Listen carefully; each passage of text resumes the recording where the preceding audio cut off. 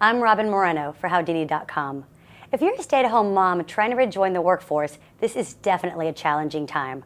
What's the smoothest path back to the on-ramp of outside employment? To answer those questions is career consultant Maggie Mistal, who is also a career coach on Martha Stewart Radio. It's not uncommon for professional women to leave the workforce to raise some children, but what happens when they've been outside of the workforce for a while? They want to go back in, but they've lost their confidence. Any tips for regaining that confidence? Oh, absolutely. The question is where are you lacking confidence? Is it in that you're not sure what the trends have been in the marketplace and you feel your skills are a little out of date? Are you concerned about technology and maybe you won't know how to use the computer or the new applications that you might need to? The question is specifically, what is it that you need confidence boosting in? Because there are now tools and techniques, classes you can take, things that you can take advantage of. For example, a lot of MBA programs are now offering courses to their prior students, so the alums of their programs, where they can come back for 2 weeks and get trained on all the latest industry trends, all the latest business trends, all the latest technology in their area. So if technology or the latest information is what's keeping you out of the workplace, find a way to take a course or get tutored by a colleague that stayed in the workplace so you can build those skills and abilities. Maybe you're concerned, your confidence isn't there because you're concerned about going back to a 9-to-5 schedule. You haven't done that in several years. Well, if that's the case, what I recommend is that people don't force themselves back to a 9-to-5 right away. Rather, take a temporary position where you work a couple of days a week, 9-to-5, see if you like it, see if you can build yourself a bit of a transition bridge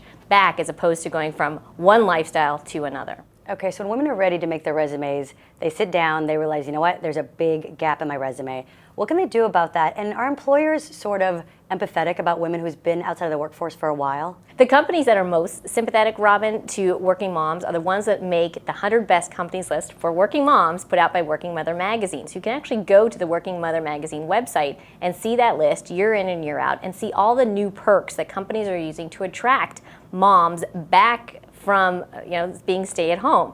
And a lot of the perks they're offering are things like job sharing, working parents networks, even part-time opportunities that in the past weren't really an option, now are. So don't rule out or don't already think, well, I can't go back the way that I want. No, absolutely you can, and companies are being more flexible than ever before. So let's talk salary. Can a woman expect to make the same amount of money that she made when she left the workforce?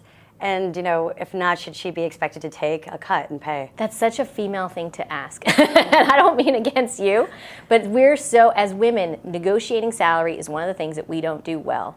And the way I like to look at it is, your skills are valuable. And in fact, if you're going to perform a job today, you should be paid the market rate for that job today. And in fact, in a lot of the careers, such as accounting and finance, there is such demand for good employees that even if you haven't used those skills in 3 to 5 years, they're still so valuable. So don't already undercut yourself financially by thinking, I'm going to have to take a salary cut.